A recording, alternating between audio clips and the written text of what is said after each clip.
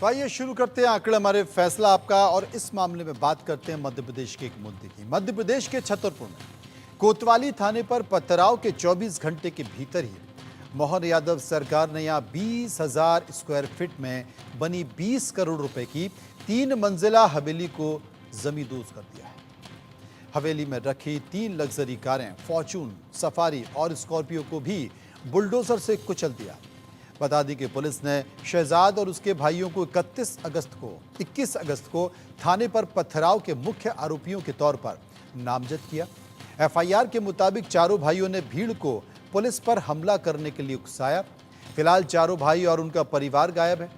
Police सरगर्मी से उनको तलाश रही है, लेकिन 22 अगस्त की रात तक उनका कोई अता पता नहीं मिल पाया। जब उनकी हवेली गिराई जा रही थी तब भी उनके परिवार का कोई सदस्य वहां पर मौजूद नहीं था। शहजाद अली और उनके भाइयों का राजनीतिक दखल भी था। जिस हवेली को सरकार ने जमींदोज कर दिया उसे अब अफसर अवैध बता रहे हैं। नायब तहसीलदार इंदू गौड़ के मुताबिक हाजी शहजाद अली ने मकान बनाने की परमिशन नहीं ली थी, इसलिए उसे जमींदोज कर दिया गया। लेकिन बड़ा सवाल यही है, आखिर बिना परमिशन के 5 साल से जब यह हवेली बन रही थी तब सरकारी अमला, सरकारी अधिकारी क्यों कुछ नहीं कर पाए? वो क्यों नहीं नजर आ पाए? इसका जवाब है कि इस खानदान का रसूख, हवेली के मालिक हाजी शहजाद, आजाद, फयाज और इम्तियाज, इन चारों भाइयों का इस शहर में ऐसा दखल है कि उनकी मर्जी के बिना कोई यहाँ बिजनेस यानी कि व्यापार भी नहीं कर सकता।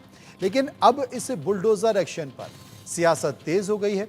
इस मामले को लेकर कांग्रेस के राज्यसभा सांसद इमरान प्रतापगढ़ी ने अपने एक्स अकाउंट पर लिखा कि जल्द ही इस मुद्दे पर सुप्रीम कोर्ट का दरवाजा खटखटाऊंगा। और इसके साथ साथ असुद्दीन ओवैसी ने भी कहा है कि चुन चुनकर मुस्लिमों को बीजेपी शासित राज्यों में टारगेट किया जा रहा है।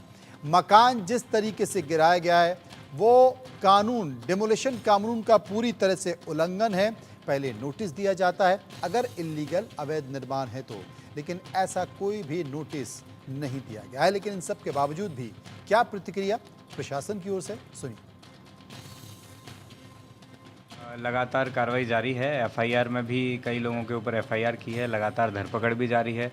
और आज भी प्रशासन और पुलिस के द्वारा मिलकर के एक जो अवैध निर्माण था उस पर भी कार्रवाई की जा रही है। तो इस प्रकार से सतत कार्रवाई जारी है। पूरे शहर में व्यवस्थाएं सामान्य। हाजी शहजाद हैं जिनके और उनके साथ के लोग हैं, उन पर उनका मकान है और करोड़ों की कीमत का अभी प्रथम दृष्टया पता चला। जो उल्लंघन करेगा अपना रास्ता बनाएगा। सरकार समाज के काम में मददगार रहती है, असामाजिक तत्वों से निपटने में सकती है। निंदनीय है, घोर निंदनीय है। कानून के रखवाले हमारी रक्षा करते हैं और हम उनको ही अगर असुरक्षित कर देंगे, उनके ऊपर किसी भी प्रकार का कृत्य करेंगे, इससे ये दर्शाता है कि अशिक्षा का भाव है। जो भी अशिक्षित होता है वो विवाद करता है, जो शिक्षित होता है वो संवाद करता है। दूसरी बात, इस देश में, हमारे भारत में सबके पूर्वजों ने संविधान को स्वीकार किया, तो संविधान के साथ साथ उस संविधान के कानून की रक्षा करने की जिम्मेदारी भी हम सबकी भी है। दूसरी बात, हम ये कहना भी चाहेंगे, भारत को कृपा करके भारत रहने दीजिए।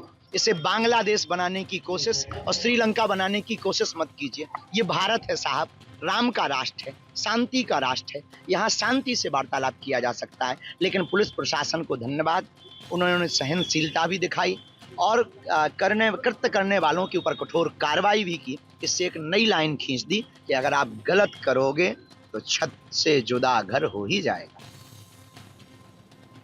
दुर्भाग्यपूर्ण घटना है और देश के अंदर ये जो बुलडोजर संस्कृति पनप रही है, ये देश के कानून को रौंदने का काम कर रही है। सुप्रीम कोर्ट को सुमोटो संज्ञान लेना चाहिए और इसको देखना चाहिए कि किस प्रकार ना अदालत, ना पेशी और सीधे कार्रवाई।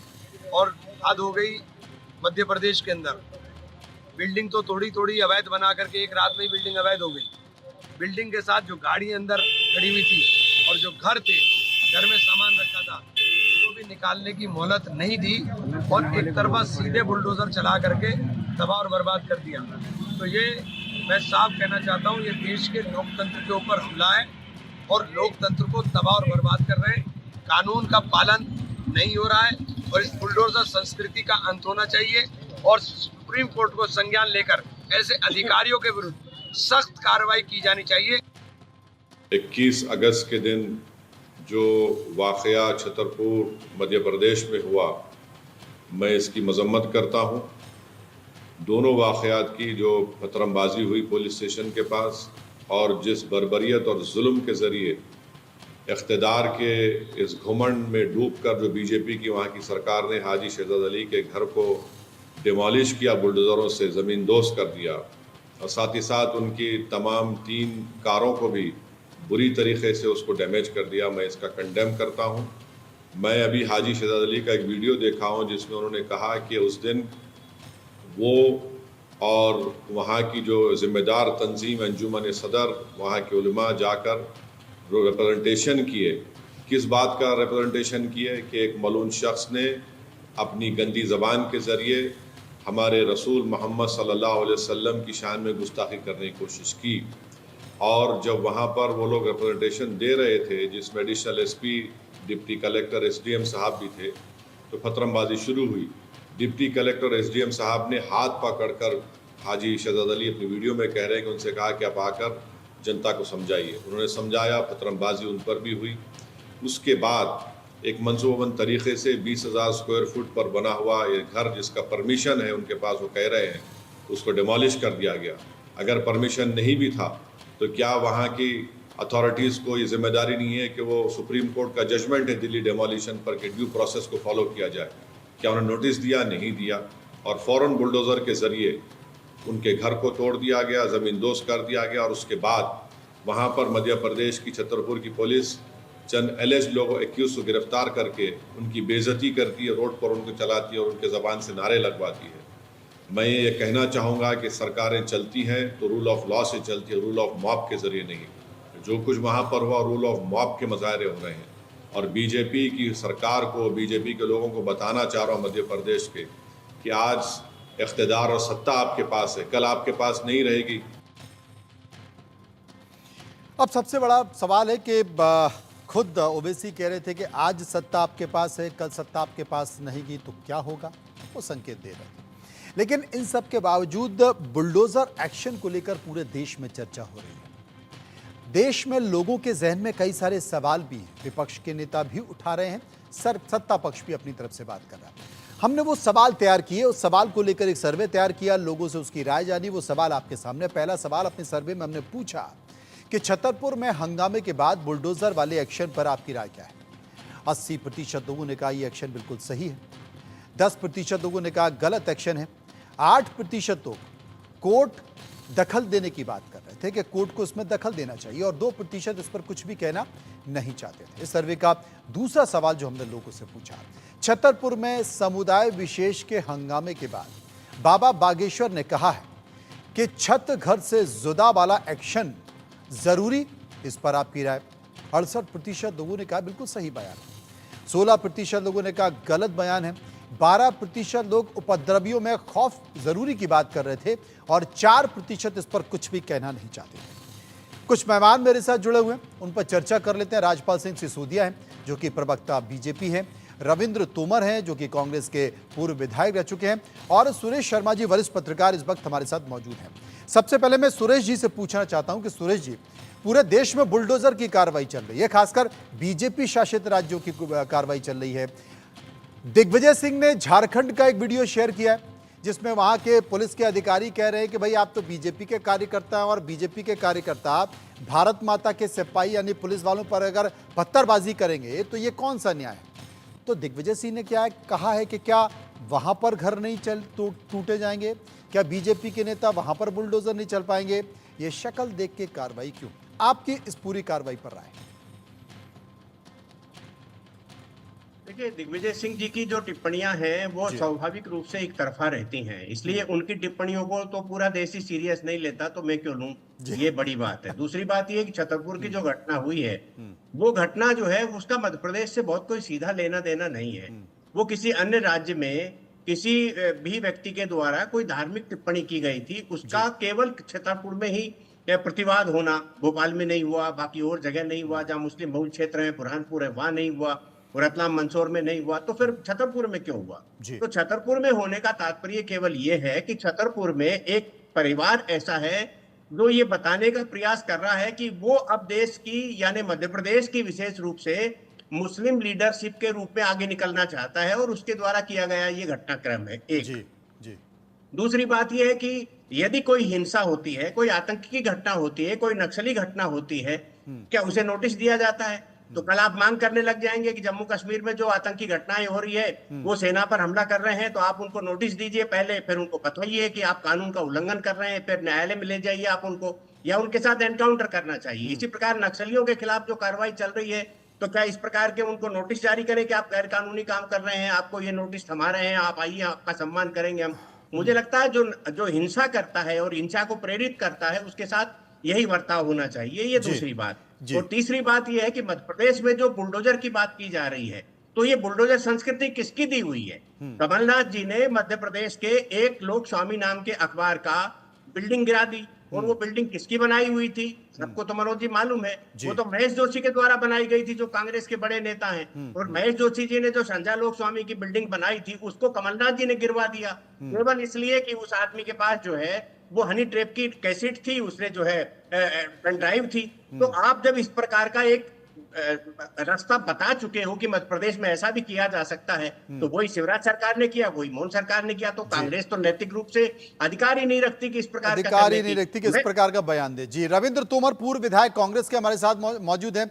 रविंद्र जी, क्या कहेंगे?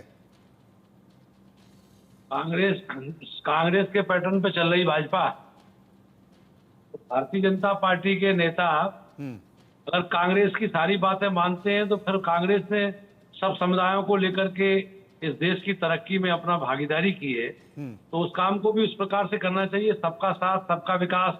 लेकिन भारतीय जनता पार्टी का अगर कोई नेता कुछ भी बयान दे जाए, कुछ भी कर जाए, तो कोई कार्रवाई नहीं, चाहे पुलिस पे पत्थर फेंकें, कुछ भी करें, तो उन पे कोई कार्रवाई नहीं होगी। मैं तो सिर्फ इतना कहना चाहता हूँ आपके चैनल के माध्यम से कि मकान तोड़ना कोई समस्या का समाधान नहीं है।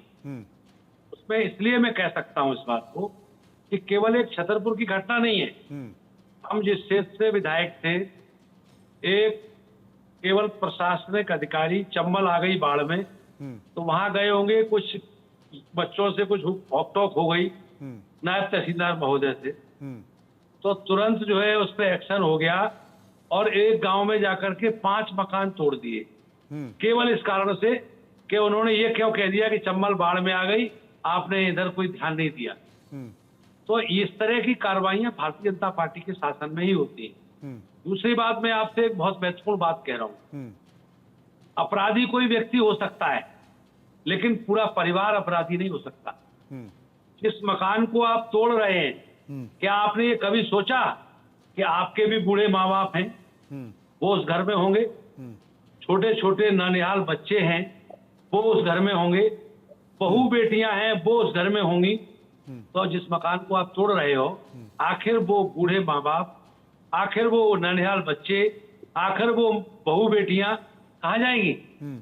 तो जो अपराधी है, अपराध किया है उसने, तो उस पर कार्रवाई होनी चाहिए।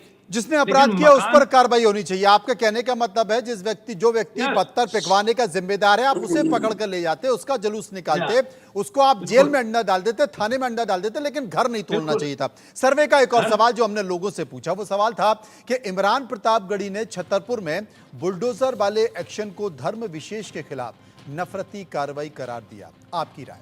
22% लोगों ने कहा राजनीतिक रंग दे रहे हैं इमरान प्रतापगढ़ी, 19% लोगों ने कहा वोट बैंक की पॉलिटिक्स है ये, 24% लोगों ने कहा मोहन यादव का योगी मॉडल है, और 29% लोग ये कह रहे थे कि अदालत चले जाएं इमरान प्रतापगढ़ी, और 6% लोग कुछ भी कहना नहीं चाहते थे। राजपाल सिसोदिया हमारे साथ मौजूद हैं, भारतीय जनता पार्टी के प्रवक्ता। राजपाल जी, क्या कहेंगे आप?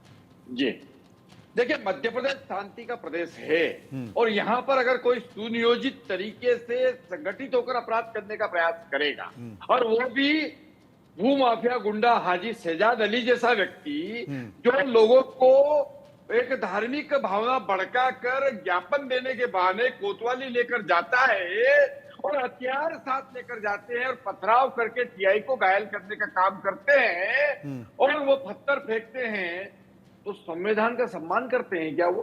क्या संविधान का सम्मान करने गए थे वो? परंतु उसी गुंडे, उसी अतिक्रमणकर्ता एजाज अली का घर तोड़ा जाता, जो कि निर्मलाधीन है, उसमें रहने नहीं गए थे उनका परिवार वहां निवास नहीं कर रहा था। 20,000 स्क्वायर फीट के अंदर बनाई हुई कोठी जो कि अवैध थी, उस कोठी को जब तोड़ा जाता है, ये लोग सब फरार हो जाते हैं, पांचों भाई, इनका परिवार। राजपाल जी यहाँ पर केवल मैं एक बात कहूंगा, यहाँ पर मैं एक बात कहूंगा कि ये कोठी नहीं महल था। मकान तोड़ा जाता है राजपाल जी, ये कोठी नहीं महल था और सालों लग गए इस महल को बनने में। तो अगर ये वाकई अवैध था तो इतने सालों से ये बन रहा था, कहां थे आपके अधिकारी कर्मचारी? वो देख नहीं पाए कि इतनी बड़ी अवैध कोठी बन रही है, कैसे बन रही है, बिना नक्शे के बन रही है, बिना परमिशन के बन रही है? उस समय कहां थे ये सब? देखिए निश्चित तौर पर जब इस प्रकार के कोई निर्माण होते हैं तो नोटिस, ये सब कार्रवाई हो गई पहले उनके ऊपर, देखना और सारी चीजें जाए, कोर्ट जाए ना, जाए अपना पक्ष रखे। मतलब आपने कह दिया हमें तो तोड़ना था, हमने तोड़ दिया, तुमको अदालत जाना है, जाओ, जहां जाना है जाओ, हम तो ऐसे ही जाना है वहां, इसलिए तोड़ेंगे कि मध्य प्रदेश शांति का प्रदेश है। यहाँ पर अगर इस प्रकार से कोई संगठित अपराध करेगा तो वो नेस्तनाबूद कर दिया जाएगा। यहाँ पर अभी नहीं, लेकिन क्या वो मुस्लिम किया जाएगा? क्या वो मुस्लिम किया जाएगा? क्या वो मुस्लिम किया जाएगा? नेस्त नाबूद क्या मुस्लिम किया जाएगा? इसका जवाब दे दीजिए। आरोपी और जो संविधान हाथ में लेकर संस्थाओं पे प्रहार करेगा उसकी कोई जाति नहीं होती। पहली बात तो ये बता रहा हूँ, आरोपी होता है। अभी तो वो जिला बदल होगा, अभी उस पर राजसूका लगना चाहिए, अभी उसके सारे शस्त्र लाइसेंस निलंबित होना चाहिए, और ये जो अवैध संपत्तियां इकट्ठी करी है इसकी जांच होकर सारी रात होना चाहिए, मांग करना चाहता हूं। और उसको पाकिस्तान भी वापस भेज देना चाहिए, ये भी बोल दीजिए। बस यही बचा, और कुछ तो बचा नहीं है, बाकी तो सब कुछ कर दिया आपने। अगर ये बांग्लादेश बनाने की कोशिश करेंगे, मध्य प्रदेश शांति का टापू है, तो वो भी कर दिया जाएगा जो आप कह रहे हैं। ये मध्य प्रदेश को बांग्लादेश नहीं बना दिया जाएगा। गजब आत्मविश्वास, गजब आत्मविश्वास है आपका। ये जो मध्य प्रदेश में जिस प्रकार की हरकतें करने का काम ये लोग कर रहे हैं, पसंद करने का काम कर रहे हैं। गजब, आपके आत्मविश्वास को मैं सल्यूट करता हूं। सर्वे का एक और सवाल जो हमने लोगों से पूछा, वो सवाल था कि सरकारों में बुलडोजर एक्शन वाले मॉडल को, मॉडल का जो क्रेज है, वो क्रेज बढ़ने में आप वजह क्या मानते हैं? 10% लोगों ने कहा फौरी इंसाफ का संदेश जाता है, जनता खुश हो जाती है। 23% लोगों ने कहा कोर्ट कचहरी का लंबा प्रोसेस है, मामला कोर्ट में चला जाए तो कुछ होता नहीं है। 52% लोग मानते हैं कि अपराधियों में इसका खौफ बनता है, और 12% ये मानते हैं कि साहब इस पर लोकप्रियता होती है, ये पॉपुलरिटी का स्टंट है। खासकर आजकल राजनीति में चल रहा नया ट्रेंड है, और 3% लोग इस पर कुछ भी नहीं कहना चाहते थे। शिवराज सिंह जैसे शांतप्रिय नेता को भी लगा कि योगी जी बुलडोजर पर बुलडोजर चला रहे हैं, तो बोले मैं कैसे पीछे रह सकता हूं, तो उन्होंने भी धड़ाधड़ बुलडोजर चलवाना शुरू कर दिए। फिर किसी वरिष्ठ आदमी ने कहा कि आप ये नकल मत करो, इसमें आपकी इमेज पर बड़ा असर पड़ेगा। खैर, लेकिन इन सब के बाद सर्वे का एक और सवाल जो हम लोगों से पूछ रहे थे, और चर्चा भी इस बात को लेकर कर रहे थे कि क्या स्थिति है, क्या नहीं है, लेकिन एक बड़ी बात राजपाल जी ने कह दी, और राजपाल जी ने इस बात का जिक्र भी कर दिया कि साहब ये तो जरूरत पड़ी तो हम इनको पाकिस्तान भी भेज देंगे। शर्मा जी हमारे साथ मौजूद है। शर्मा जी क्या कहेंगे इस आत्मविश्वास को लेकर? सत्ता में लगातार रहने पर इतना आत्मविश्वास आ ही जाता है जी। और दूसरा ये है कि मुझे लगता है कि इन चीजों से फिलहाल बचना चाहिए। हाँ। और भाजपा जो करे उसको पूरा अधिकार है, परंतु इस सारे मामले में मनोज जी जो महत्वपूर्ण पक्ष है वो है हिंसा की शुरुआत, पुलिस प्रशासन पर हिंसा करना। ये इमोशनल मामला नहीं है कि उसके पिताजी बूढ़े हैं कि माताजी बूढ़ी है, तो ये पुलिस पर हमला करते समय ये समझ में नहीं आया था कि पिताजी बूढ़े हैं और माताजी बूढ़े हैं और मैं जो है दादा बनने की कोशिश क्यों कर रहा हूं। ये तो समझने की बात है। और जहां तक इस बात का प्रश्न है कि किसी भी व्यक्ति को कानून अपने हाथ में लेने का अधिकार नहीं है। यदि कोई कानून हाथ में लेता है, कानून की बात उसको नहीं करना चाहिए। दूसरी बात जो आपने उठाई मुझे बहुत अच्छी लगी कि न्यायालय जो बन रहा था 5 साल से, तब उस पर कार्रवाई क्यों नहीं हुई। देखिए, आमतौर पर यह होता है कि सारी चीजें सबको मालूम रहती हैं, लेकिन जब तक कोई घटना नहीं होती या कोई शिकायत नहीं होती, यदि अपराध नहीं करते, ये बिल्डिंग में आराम से रहते, कोई दिक्कत की बात नहीं थी। दिक्कत आज समझने वाली दिक्कत यह है कि जो विपक्ष है, मैं अभी तक एक चीज देखूं, ओवैसी बोलेंगे, मसूद बोलेंगे, इमरान प्रतापगढ़ी बोलेंगे या कोई और बोलेगा, ये तो बोलते हैं, लेकिन कांग्रेस जिस तरीके से बोलने लगी है और भाजपा जिस तरह से एक्शन लेने लगी है, इसकी पॉलिटिक्स को समझने की आवश्यकता है। कांग्रेस ये चाहती है कि वोट बैंक, आप देखिए राहुल गांधी जी जाते हैं जम्मू कश्मीर में और वहां जाकर के एक डायलॉग बोलते हैं कि हमने मोदी का कॉन्फिडेंस तोड़ दिया। ये बात आप दिल्ली में क्यों नहीं बोल सकते थे? ये बात आपने उत्तर प्रदेश में क्यों नहीं बोली? लेकिन आप जम्मू कश्मीर में केवल जाकर के इसलिए बोली कि वहां आतंकवाद है, वहां आतंकी हमले हो रहे हैं, वहां एक आपने संदेश जारी कर दिया कि हमने मोदी का कॉन्फिडेंस तोड़ दिया है। इसका मतलब क्या हुआ? आप क्या कहना चाहते हैं? यही वो कॉन्फिडेंस है जो बुलडोजर भेजता है और यही वो कॉन्फिडेंस है। लेकिन सुरेश जी सबको भी तो न्याय नहीं मिल पाता ना, क्योंकि देखिए मान सिंह पटेल है, वो करीब कई सालों से गायब है। उसका बेटा सीताराम पटेल घूम रहा है कि मेरे पिताजी नहीं है, जबकि 2016 में स्पष्ट तौर पर उन्होंने लिखा था कि गोविंद सिंह राजपूत ने मेरे पिताजी का किडनैप किया और उन्होंने सारे पेपर लिखवाए। अब सुप्रीम कोर्ट ने जब आदेश दिया है तब जाके जो है इस पर कमेटी बनी और जांच की बात की जा रही है, लेकिन मंत्री महोदय अभी भी मंत्री बने हुए, वहां नैतिकता नहीं दिखाई देती। देखिए ये प्रभावशाली लोगों का एक अपना समूह है। मैं बार बार एक बात को कहता हूं कि ये सारे हम में सारे एक जैसे हैं, सारे राजनेता क्यों नहीं राजनीतिक पार्टियां उनके बारे में बोलती, गोविंद राजपूत जी के बारे में क्यों नहीं बोलती कि प्रदेश भर में जिस तरह की स्थितियां बन रही हैं कि जमीनों पर कब्जे हो रहे हैं, भूमाफिया सक्रिय हो रहा है और कटवर हो रहा है, ये सारी चीजों का उल्लेख क्यों नहीं होता? क्योंकि पावरफुल लोग इसमें इन्वॉल्व हो जाते हैं, सामान्य व्यक्ति की कोई नहीं सुनता। और प्रताप ये अपने जो अली साहब हैं, हाजी साहब, यदि ये पावरफुल व्यक्ति नहीं होते तो ये भी चर्चा नहीं होती, ये भी चर्चा नहीं होती। जी उन्होंने इसलिए सामान्य व्यक्ति की सरकारें यदि सुनने लग गई तो रामराज आ जाएगा। रविंद्र तोमर हमारे साथ मौजूद है, क्या कहेंगे रवि जी? जी ने बहुत सारी बातें कर दी, दोनों बातों में बैलेंस कर दिया। राहुल गांधी जी के लिए बता दिया कि वहां बोल के आए, तो ये मीडिया का तो ये है कि कहीं भी बोलो पूरे देश में चलेगा, पूरी दुनिया में जाएगा। प्रश्न इस बात का नहीं है कि जब कोई बात बोल रहे हैं हम टेलीविजन पे बैठ के तो सोच सोच के बोलेंगे।